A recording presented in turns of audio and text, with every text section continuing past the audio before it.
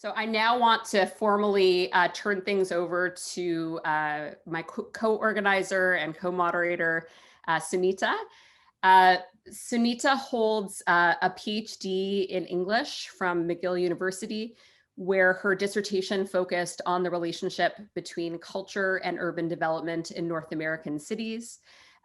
She is currently a postdoctoral fellow in theater and performance studies at York, where she is conducting a project on creative responses to housing crises, as well as a Black history project in the Eastern Townships in Quebec.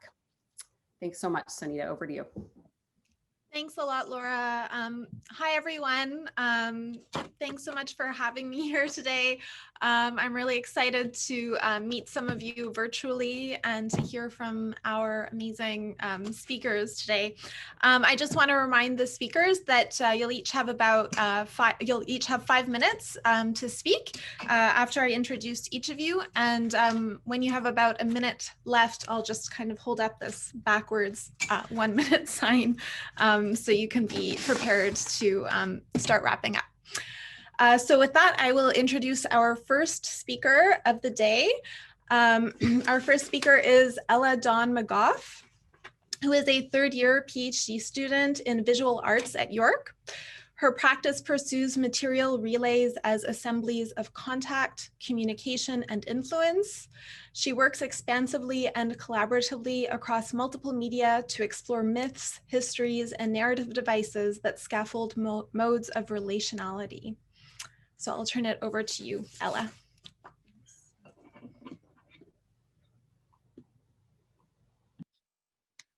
Last August, I was intercepted by Tony, the landlord. I was arriving home from my first day back up at York. After rambling up the sidewalk, calling Ella, Ella, he sat down heavily on a chair outside our door, blocking my entrance. He said, "I'd like to speak to you and Colin." Colin is my partner. Huh? I responded, feeling flustered. Him. I was thinking, what about converting your basement into another apartment? Huh? Again, huh? Him. You don't really use it, do you?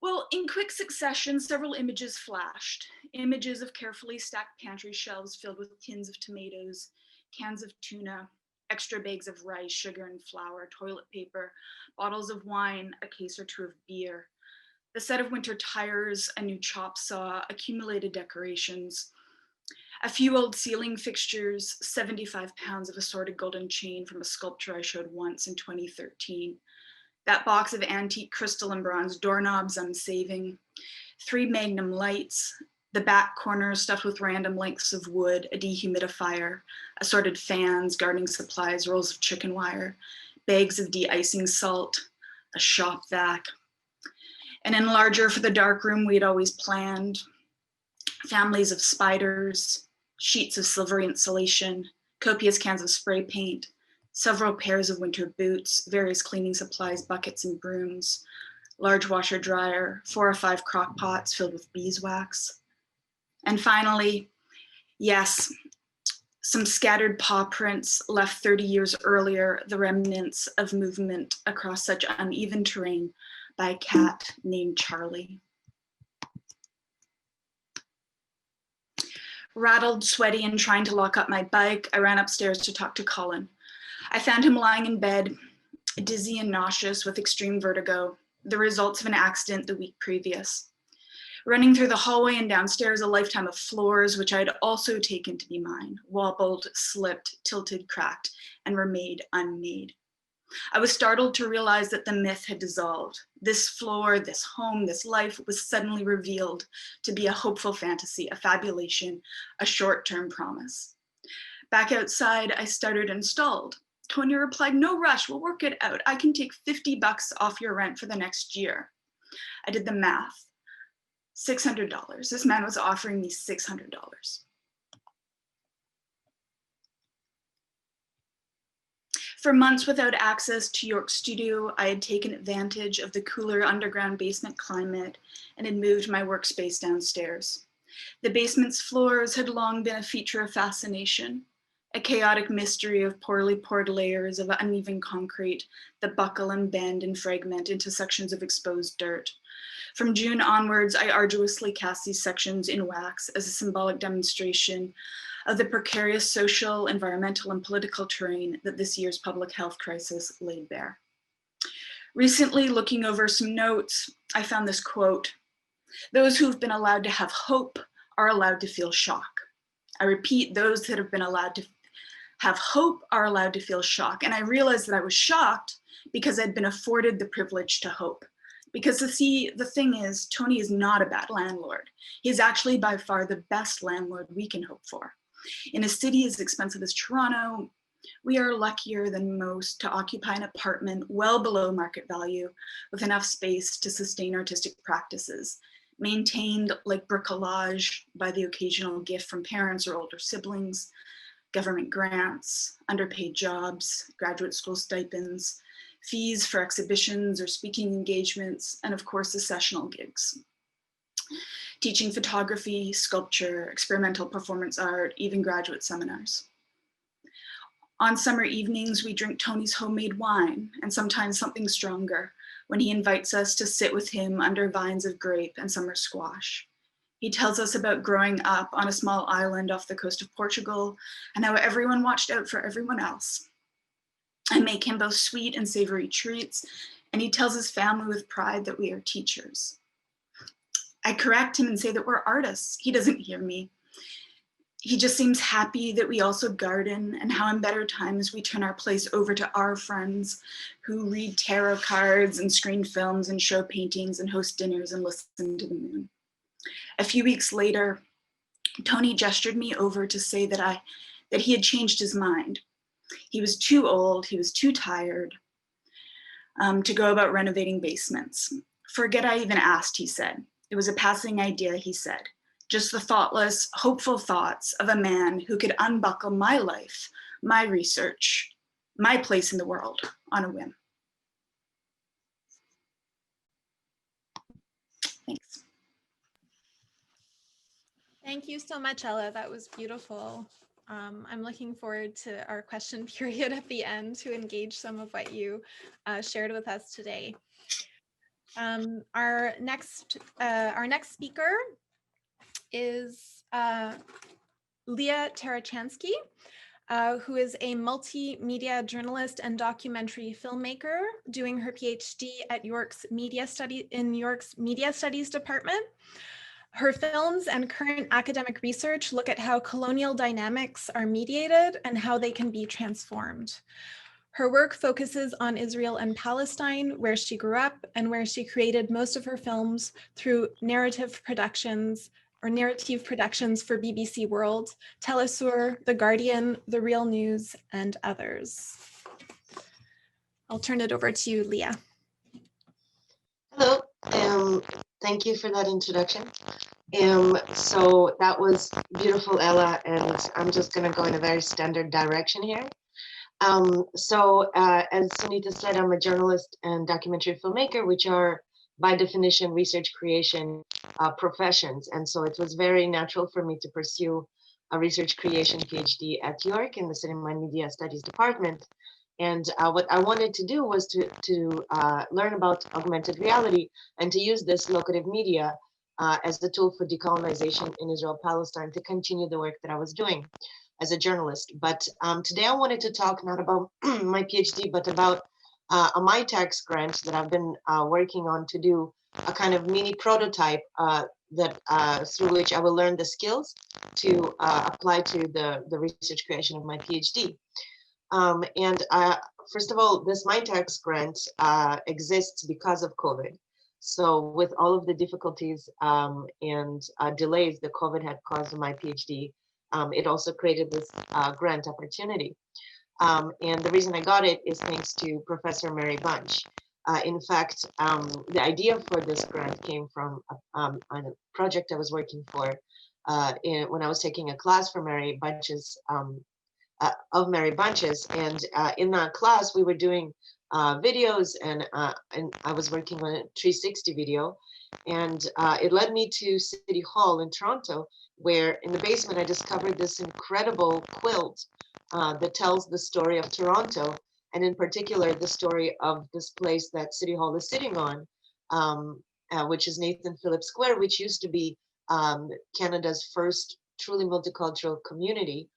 It was a neighborhood called St. Joseph's Ward, which was home to people who escaped the Irish famine and Jewish refugees from the pogroms and people of color who were escaping the experience of being enslaved.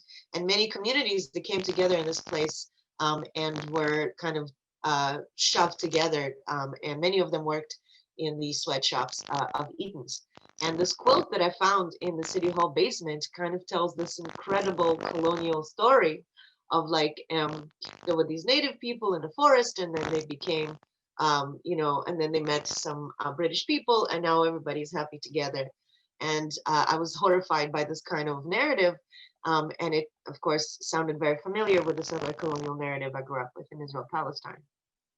So I started digging into the ward and finding out about this community.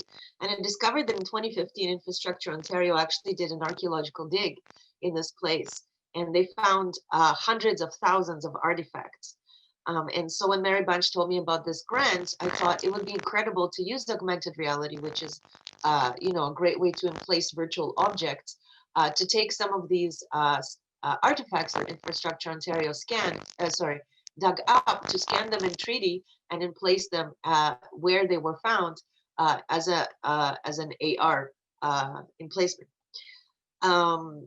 And that was the idea. COVID had drastically altered the way that project is going, simply because working in total isolation, I don't have yet the skills. The idea was that I would learn the skills through this project, and through a series of trial and error, I was able to, thanks to Professor Caitlin Fisher, get a 3D scanner, which is an incredibly expensive machine.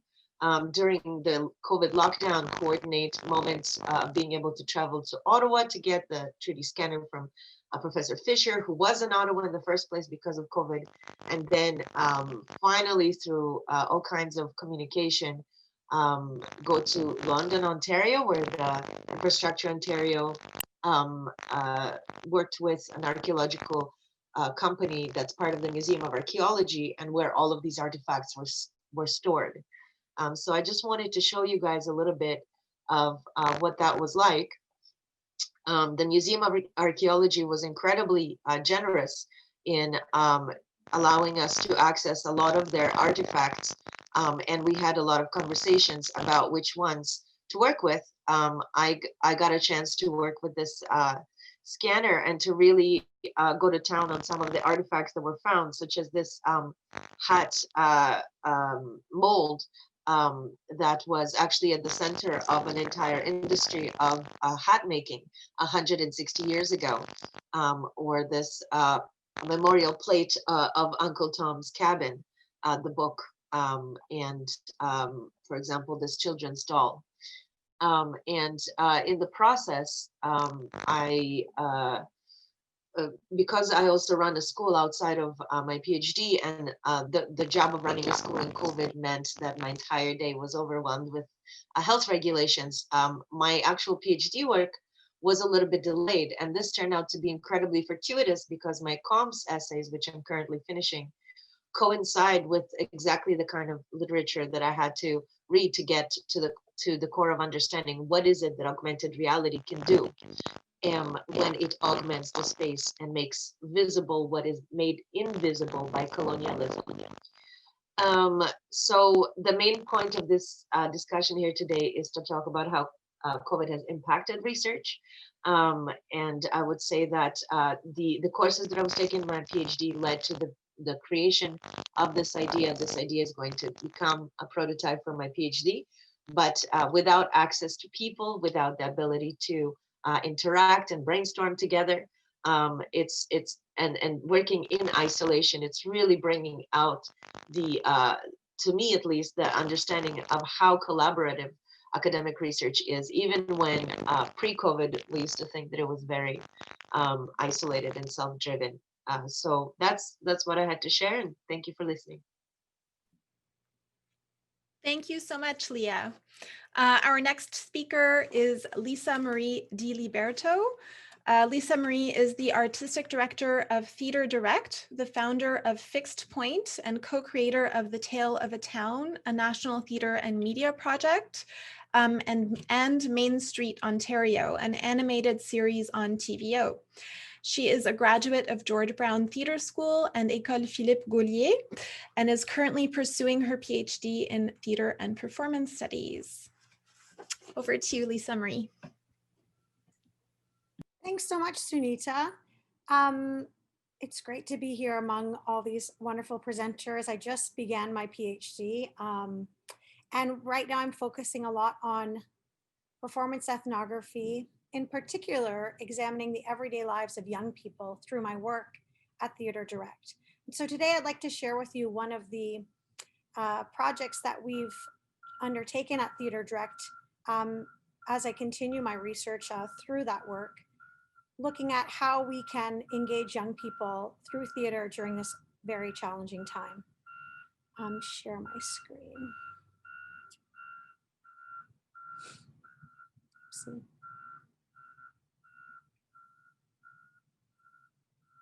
So just a little context. Theatre Direct is you might have heard of it. It's now in its 44th season. It's one of the country's leading theaters for young audiences. And in fact, as I took over Theatre Direct in the last, just in the last 2 seasons, our mission has been to create immersive, participatory, site-specific, and digitally integrated work that activates the imaginations and aspirations of young people by inviting them to join in.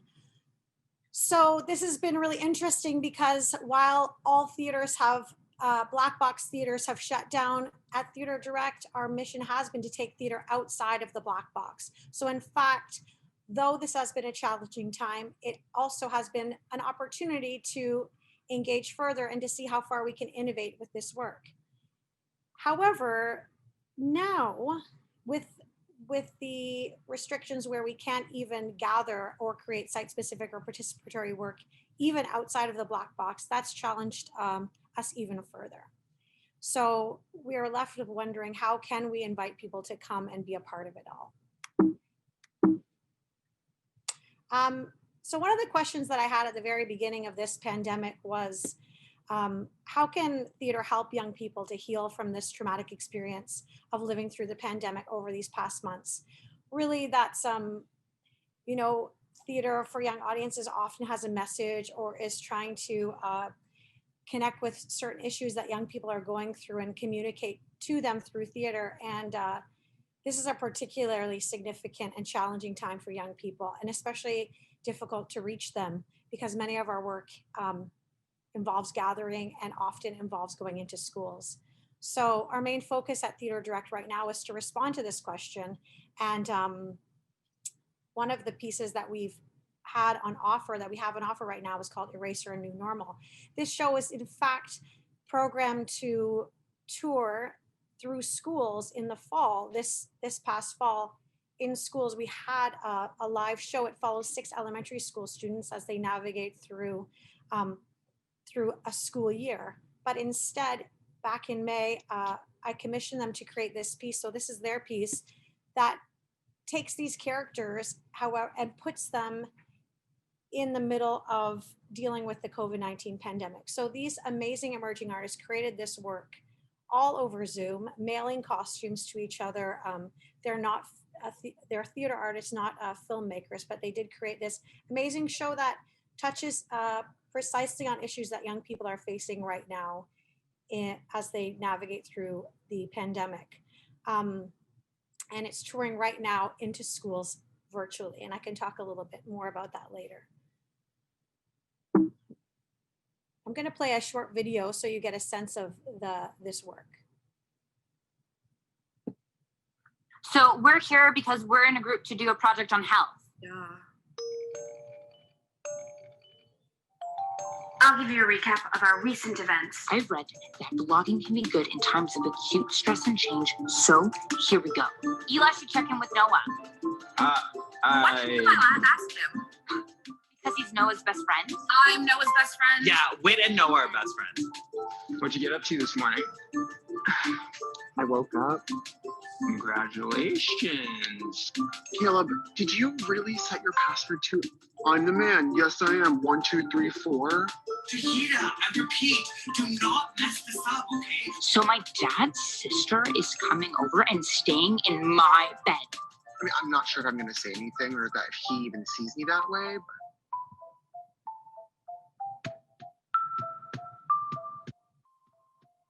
Noah, pick up your phone. My mom says that her living with us is going to help me understand how to empathize with people, especially the new kid, you know, who also doesn't speak English. हम Canada जाएंगे.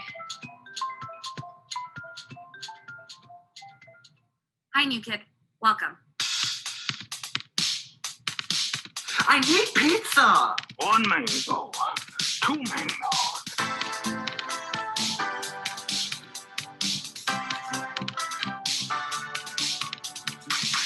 Bye.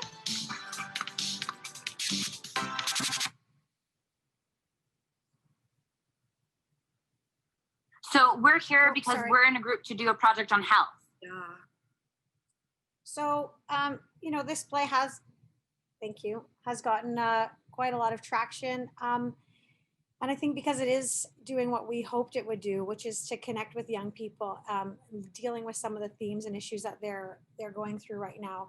It has been difficult though, because we still can't go into the schools, of course. Not even as a parent, I can't even go into the schools. But what we've done is, in fact, we present the show virtually, and then after the class has an opportunity to see the show, we have a live stream classroom talk back with the creators and also a mindfulness consultant who's there to talk to the students about what issues that might have come up during the show and how they might relate to them in their everyday life. So I just wanted to direct you here to Theatre Direct, and I'll just mention briefly one other project that we're doing, again, that explores the everyday life of young people, and especially as they're dealing with COVID-19, trying to find those kinds of connections. And that's a project called Through the Wall. It's a national audio pen pal project where young people from different parts of the country have been sending audio letters to each other, relaying their experiences during COVID-19 and those back and forth, kids between ages 8 and 12. And those audio messages have come together to create a podcast that we've then shared back to the young people, hoping in the end, through all of this, that young people feel like they're not alone as they navigate through this global crisis, and that they realize that there are young people all over the world, all over Canada and all over the world, that may be experiencing similar things to them, although they surely feel just as alone as I'm sure many of us do. Thanks.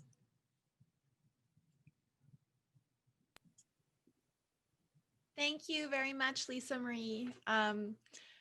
As a consultant in the community sector, I'm working with a lot of nonprofits right now that are really struggling to reach youth at the moment. So it's really cool to see how you've innovated this strategy for reaching them. Our next speaker is Meera Kanageswaran. As a dance teacher, as a dancer, teacher, and choreographer, Meera's passion is to use dance to tell contemporary secular stories. She is interested in exploring dance, specifically Bharatanatyam, in the Elam Tamil context, especially in the Tamil diaspora. And Meera's an MFA student in dance.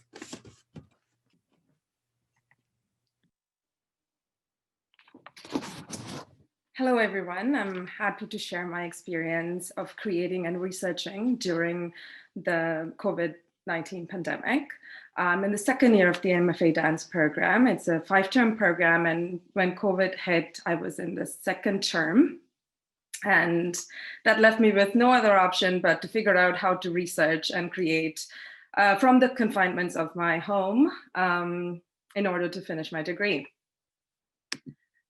If you ask me what has changed, it's really everything from how research was done to interviews conducted to rehearsals held, as well as the last creation that will be my thesis presentation. In terms of research, I would say that it was the easier aspect to be adjusted, as I feel we have access to a lot of digital libraries with a vast number of academic journals and books. In terms of my own research, I'm looking at dance creations that came out during the Civil War period of Sri Lanka by Uyyam Tamil artists. And that's a topic that not much is written about. And sitting at home, I ended up contacting a lot of scholars in Sri Lanka who also maybe had a little more time as their lives had slowed down due to the pandemic. I felt they were a lot more willing to help, and I even had one of the scholars send me some articles, copies of some articles and books via mail. And when I started researching, I was convinced I would have to go to Ulam to get my hands on these articles. In terms of interviews, my plan was to interview the artists in the GTA in person. And in terms of interviews of artists in other countries, I knew I had to come up with an alternative method. Video conferencing definitely was one of the options. However, I was unsure of how comfortable with technology some of these artists would be. I was contemplating getting some of my friends or family in those countries to go and interview these artists in person and send me video recordings. However, with the limitations COVID introduced, I ended up conducting all my interviews, even the ones in the GTA, over Zoom. And interestingly, by the time I contacted them, middle of COVID, everyone had figured out this technology and they were quite comfortable doing the interviews on Zoom. In terms of rehearsals, this one maybe was a challenge at the beginning. Going from being in one room, moving, breathing, sweating together for hours, to transferring that to Zoom was quite difficult. Dancers had to figure out space to rehearse from, and in Bharatanatyam we use a lot of strong footwork, which produced some unhappy neighbors. Which also resulted in us changing our choreography a little bit. Now, having said that, the screen also offered a very different way of viewing movement of the body for me. In Bharatanatyam, we use facial expressions and movements of isolated body parts. The dancers adjusted pretty quickly to adjusting their respective cameras to focus different body parts, either their face, their hands, or feet. These are just some screen grabs from our Zoom rehearsals. And that actually helped me focus on those movements and work on them. Probably something I would retain in my practice even post-COVID. Now, presentation. So in terms of presentation, the MFA dance program actually requires you to produce a public performance in conjunction with your thesis paper. And now the public performance requirement has to be fulfilled as a dance video. This truly introduced me to a new medium of presenting my work. Which, I mean, I have never explored nor contemplated presenting my creations on video. Moreover, another impediment I faced was not being able to choreograph group performances. I had to make sure they were solos, or if I was presenting group dances for my thesis project, it had to be, the dancers had to be physically distanced, which created a lot of complications with the camera and filming. Again, presenting it as a video, dance video, I had the opportunity to bring in the dancers together on screen if needed. And that's probably another tool I gained during this creation process, creating during the pandemic, because now I think I know how to choreograph, keeping in mind that I will be able to explore and employ editing techniques later. Here are a couple of pictures from our filming. thesis filming days, socially distanced, masked dancers. Difficult but doable is what I'm going to leave you with. And thank you very much. Would be happy to answer any questions. Thank you so much, Meera.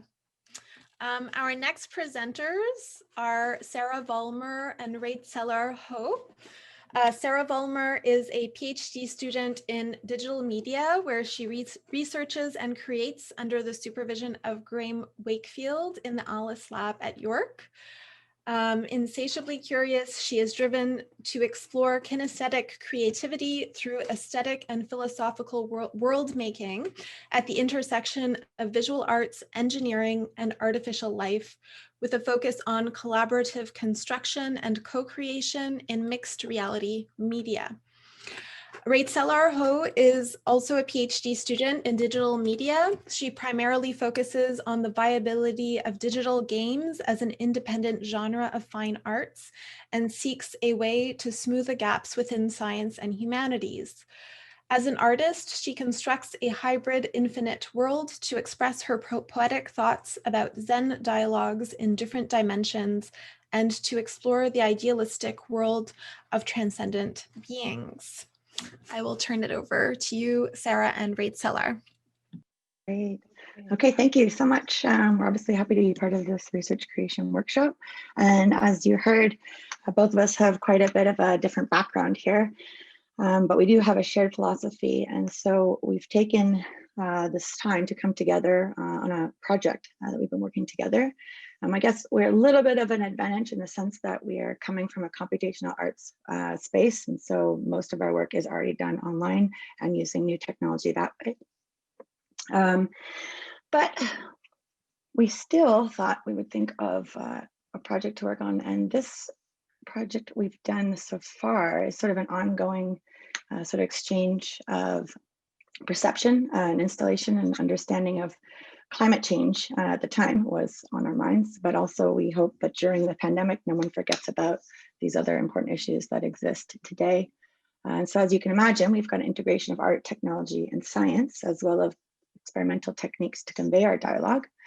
And we've come across that there's a growing consensus that using virtual reality might be of use in transferring the otherwise more abstract concepts of climate erosion to the public. And so we've come together in a project we entitle Luminiferous Funeral, as a response to growing climate crisis, and as interdisciplinary virtual reality game artwork with a physical sensory perception installation. This work focuses on exploring the invisible erosion of climate change and environmental breakdown by offering audiences an opportunity to dialogue with nature and seeks to focus participants on the inner communications with oneself about the essential nature of life and death. And I think Rachel, you can start from there. Okay, we are belong to the artist group called IVAS. IVAS is an outside group founded at 2016, in which gather artists and scientists who are interested in exploring and expanding the boundary on different dimensions of space. Currently, we are working on the game art project, and here's the first mind map draft of our game mechanic design. It presents the whole process of how this comprehensive system work and cooperate between narrative generating and data communicating and transforming. Under the current COVID-19 pandemic condition, we further focus on the approach of letting our work to flow between different online platforms and show the recent progressing result to people and more flexible and direct. To do so, we encourage 3 keywords here: online everything, creating virtually, and share. Firstly, we have been uploading the newest trained model of our AI on our website and publish the trained result as a blog format, then get audiences input data like text, sound, image, and video through our backend data system. So this website as an agency and the system can communicate and show in itself with our audiences directly. Second, we use Miro to outline and organize our idea of the system of our project, and it's an online shareable mind map app, which allow us to work on preparing the mind map together and bid code and present our map in real time on our website. Importantly, it shows up our project with a more understandable way to our audiences. Sarah? Sure, and okay, so another few points we've got. Another method we're using to adapt is again by finding technology that can help us. And here we are using a publicly available online space called Google Colab, which stands for collaboratory and is essentially a collaborative space for computational experiments. And what this does for us is makes our code executable in real time, but also in chunks, which lets us both test and play as well as anyone else with internet access can also join in and play along with the project as we develop it. Go to the next page. I think what we've come across as one of the most important aspects of handling the pandemic was to write as much as we could. So we have spent time submitting to as many scholarships, awards, conference journals, conferences that we could find. And with not so much a focus, let's say, on possibly being accepted as it is a work in progress, but more to get as much feedback as we could from anyone that was willing to read our work. So with each submission, obviously, we further articulated the concepts and our ideas, and also get into different audiences. So for example, extended abstracts for doctoral consortiums, full-length papers with different focuses for both the technical aspects as well as our philosophical aspects. And we also focused on our haptics technology that we have, but we're not going to go into that today. And so this sort of has ranged from our sort of submissions to about short abstracts, about 20-page papers, but also, as you can see from the submissions there, it wasn't necessarily that we were always successful. So sometimes we have unknown, sometimes we were shortlisted but never made it. We did at one time submit to the wrong thing for the wrong section. So that was a lesson that we learned. Other things were in review, and we were successful for a presentation and conference back in June, which let us, communicate with around the world. That was in Finland. Unfortunately, we couldn't go, but there's lots of things we've learned by continuously looking for different avenues to share our information. And one of the most interesting ones, in a sense, I didn't expect to be able to share too, was a conference on data and information in online environments, which we would never have thought to look into. But because people are right now interested in how to handle constant flow of information and from a data perspective, and we had already set up sort of a space for our online data from climate content, it transfers immediately into the pandemic sort of state. So we've been able to help in ways we didn't even realize that we could. And I think we're probably getting close to time here. So I think that's about all I've got. And it's all you've got, unless you want to add anything else.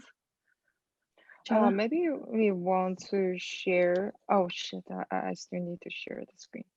Oh yeah, you got that. Here's how we treat. Oh, sorry. Yeah. Here's how we treat our website as the system. Here's the introduction of our group, and here is the sample of our AI. And actually, we also share this is how the collab look like, and the audience already granted the privilege to run this program. No one needs to know how to programming. They just need to click this button and run our AI, and that's it. And here, I mean, Meera really help us to show up our idea really clearly to our audiences or any academic committee. Like we can share them about the mechanic of our games and how we think about to construct the system and the curation plan. And the other is, sorry, yeah, that's it. That's how Meera look like, and we can share, and we can also share it with the presentation mode. So.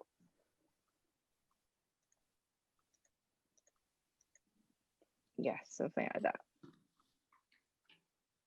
I suppose you could think of it as a space where you can literally upload anything and sort of tie it all together visually, if that's a better way of communicating for yourselves, you or groups around the world. Like it's highly accessible in that way. So we found it useful. If anyone else might as well. And I guess we can say thank you, and that's it. I don't know how many pages this show. Thanks so much, Taylor. I'm completely blown away by your work. It's very, very fascinating. Our final speaker for the day before we move on to a short 20-minute question period is Scott Christian, an MA student in music composition. Scott has spent the past decade working as a musical director and composer all over Canada. He has composed the scores for many original musicals and music for film, digital, multimedia, and concert environments. He is currently working on his master's in music composition, and his thesis comprises composing the score for the new chamber musical Dead Reckoning, and he's looking at how it fits into the legacy and evolving musical theater landscape in Canada. So I'll pass it over to you, Scott. Thank you very much. I'm just so honored to be amongst these folks. I'm just so fascinated and blown away by the range of work and the ways that my peers have pivoted this year. I feel I've heard that term more this year than I've ever heard before, and it drives me a little bit crazy. The idea of you have a plan and then you have to pivot to some other version of the plan. And the experience of so many of my peers has been that's sort of a painful and uncomfortable process. And I think that's definitely true. But for me, every project that has had to sort of transform or reconstruct due to pandemic constraints, there have been really brilliant outcomes. So my year and my MRP this year is about composing a piece. So I'm doing all this sort of creation legwork with the idea that next term I'm going to be doing primarily writing and research. And sort of the journey of that composition has changed a lot this year due to pandemic realities. So I'm writing the piece Dead Reckoning with Leslie Wade, who is a director and playwright and lyricist. And we met in 2017, and she had this idea for a show that was so inspiring to me.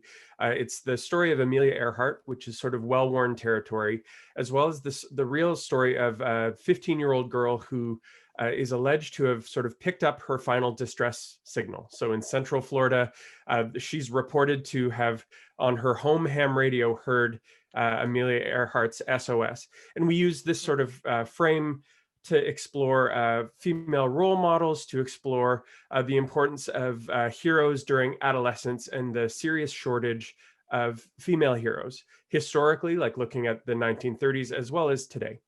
So that's sort of top level. For me as a composer, I'm looking at style and genre in terms of reflecting the period. So reflecting the 1930s and trying to authentically capture the music of that period, as well as sort of contemporary art music and contemporary musical theater, which really interfaces with popular music. So those are the three quadrants of my compositional process. But we sort of ran into 2020 reality in a beautiful way and a challenging way when we had the opportunity back in March to present an excerpt of this off-Broadway at La Mama down in New York. And this would have been my New York debut, which would have been a big deal, and the 5 female Canadian performers that I had in my car as we drove across state lines the Friday that Broadway shut down. So we've got a car full of actors, and we stop for lunch in New York State, and after lunch we start getting a wave of text messages saying, hey, the transit's shut down in New York. Hey, Broadway theaters are shutting down. And we sadly turn back. That was heartbreaking, but fascinating. And the story of our process is becoming as interesting as the story of the show itself. I feel like we are all lucky to be operating and working in Canada this year with the various ways that our government has, we can be critical of the measures being taken for sure, but we received some support with a Canada Council Digital Creators Grant, which is a micro grant. And we basically pitched to, and this was at the height of the first wave, basically record the excerpt of the show we were going to present in New York for film, and sort of do a Zoom workshop recording. And we received it, and we used all that money to pay the performers. Like, it was very important for us to put money in our literally starving artists in their pockets. And we were able to film at sort of in the summer, in the lull of the COVID numbers. So we were able to gather five actors and a 4-person team to film in person, thank goodness, instead of Zoom. Zoom is wonderful. And we were able to film 30 minutes of the 90-minute piece, which was a learning curve. I'm somewhat of an analog artist, so it was all about me and Leslie skilling up in terms of sort of upping my audio production game and increasing my practice in terms of Logic, which is a recording software. And we also had to learn to be filmmakers. And I'd say one of the most beautiful outcomes of this is there's a financial and socioeconomic barrier for theater, like the price of a theater ticket, or just if you're not someone who part of going to the theater is what you do. I feel like it prohibits and limits access. So we were able to launch the video in October, and it was seen by 2,000 people for free, which we're really proud of, because that kind of reach, especially in the early stage, if we were going to present a developmental workshop for an audience, we might hit 100 people. So the fact that we were able to create something that reached 2,000 people this year feels like a real victory, even though it was a pivot, even though it did feel like loss and adaptation in a hard way. There were so many beautiful outcomes from that. So yeah, that's my pandemic story. And thank you so much for all of this. Thanks, folks. Great. Thank you so much, Scott. Thanks so much, Sunita. And also thank you to all the presenters. Those were fascinating presentations.